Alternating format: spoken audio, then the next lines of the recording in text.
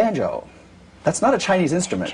Can you even get banjo strings in China? In China? Do they even have banjos for sale in China? I've never even seen one. Well, we did meet a guy that built his own banjo. We did.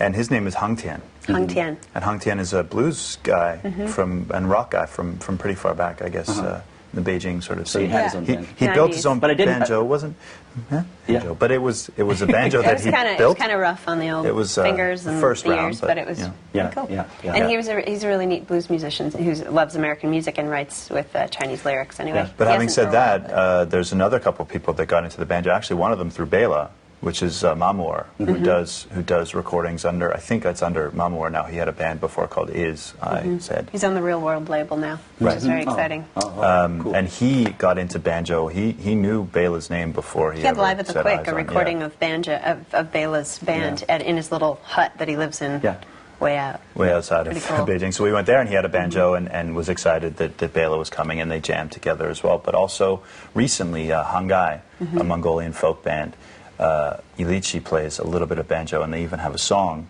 Called My Banjo on their and album I. called My Banjo and I, which is also Starbucks took a liking to. Yeah, I apparently. do believe it was Bela and I, the Really? Sparrow Quartet, who introduced them to the banjo. And Wow. they and I didn't know anything about the song, and I was just driving through Cookeville, Tennessee, and I pulled over into a Starbucks, and I was like, oh, David Byrne put out a compilation. I pick it up, I turn it around, it's like Dirty Projectors, it's like all these bands, and then all of a sudden I'm like, Hangai. What? Wow. My Banjo and I. I was like, oh my God, I'm staying in Cookeville, Tennessee, and there it is, Hangai did a song, My Banjo and I. Wow. So it's worked. It's you worked. can go home now. I'm done. Your work I'm there is done done. spreading the banjo gospel. Yes. I think it's succeeded. Talk about foreign pollution. Well, no, this is not pollution. Well, the banjo has this long history, though. We're introducing this instrument Yeah. to China, which is a kind of thing. You can have picture, you know, the next generation, people buying banjos and like getting into this. That's what I'm music. saying, man. Yeah. Absolutely. Yeah.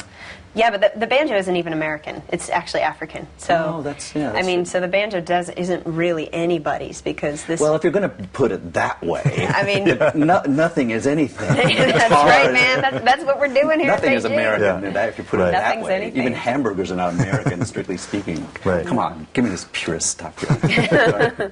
Yeah, but I assume that a lot of people in the audiences, well, not even American audiences, you know, Bela Fleck is exotic because, you know, who plays jazz on banjo? No, I mean, it's you know. true. So It's I mean, true. even for American audiences, it's kind of that's cool, you know. Yeah. But the Yeah. Chinese must have been staring at this instrument, and thinking, "Wow, this is amazing. This sound is amazing." They are and they aren't. I mean, I think the thing that's surprising about the banjo is that it is symbolic, honestly, of like a universal roots instrument sound, which, you know, back in the day when everybody was, you know, in their own little holler trying to figure out how to play music or figuring it out, they were all using these found objects from nature and animals, you know, and they put them all together, and we all ended up with lutes and stringed instruments, and it's a pretty obvious concept to take like a squash or a gourd and put a skin head over it and stick a bamboo or some Pretty obvious, wood in is there. what you just said. Yeah, right. You look at gourds differently. That's what I do with it I look at after gourds. eating the insides. Maybe then. Yeah. Well, Yeah. let's just say a lot of places had something like this, and I would say the most similar in terms of structure and sound of instrument in China is the sanxian, which only has three strings. I'm glad you mentioned. Skin hide of Yes, snake. I'm glad you over mentioned that. The wood. sanxian. Yes. But, 3 strings. Great. That sounds to me so much. That's the band. That's the Chinese banjo. Yeah, it's absolutely to me. the banjo, The timbre of that. Every time I hear that, dung ding ding dung dung. Yeah. That's banjo. That's it. Yeah. It's amazing. Dung, yeah. dung, fretless. Wang, wang. That's the early claw hammer. Don't you get anyone? Old-timey Do banjo you get people sound. who say, "Oh, that's like the sanxian"? You know, the Chinese people. They must have that as their point of reference. No, they don't usually actually. They don't see a similarity, huh? Well, they don't think of it right away. I don't think the sanxian is the most renowned Chinese folk instrument, even amongst the Chinese themselves. That's true. It's down on the list. Yeah. It's this. The peepaw. When you hear a bluegrass musician playing with the picks, with the finger picks, They think of the peepaw. they think of the peepaw. Yeah. Yeah. That's interesting. Yeah.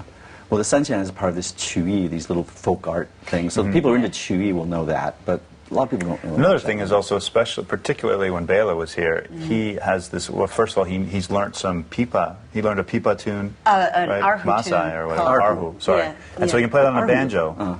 But then he also has this. There's the tune on the record where he tunes the banjo. He plays a note and uses the tuning pegs And harmonics. to tweak it and harmonics so that it sounds like a. What does it sound like? A guqin? You know, A guccine. it sounds like a Like a guccine, guccine. and it sounds, but it sounds. Burn, that's kind of Yeah. sound. Yeah, yeah, yeah. I mean, the Dobro-esque. sound is so obviously not what people expect from a banjo, and I think you hear a lot of people when he was doing that song. I remember at the university concerts, especially, you hear sort of people whispers really going through the responded to crowd, that, going, yeah. "I think that's a Guccine song. Maybe he's playing a Yeah. Guccine song." Oh, It interesting. sounds like Yeah. See. Yeah. you know, stuff like that. Yeah. So particularly that sort of jumps out at people, but I think also because he's doing ridiculous things with Yeah. you know the tuning pegs at the same time as, but yeah. So I think it's stuff like that that really jumps out at people. I don't think, you know, people just expect an American woman with an instrument to sound like an American Right. woman with an instrument, Yeah. or you know a guy or whatever. Right. But so I don't know that Sun's. Yeah, it's usually the musicians who are interested in what kind of instrument I'm Right, playing, as right. opposed to just the package of a foreign lady singing. Right. Although that's not true. Like we were talking about Chinese audiences and discerning sophisticated city audiences. That's totally not the case. People have a lot of worldly knowledge about music, and I don't mean to make it sound like there's this No, I know. sensibility, Yeah. total countryside Yeah. stuff.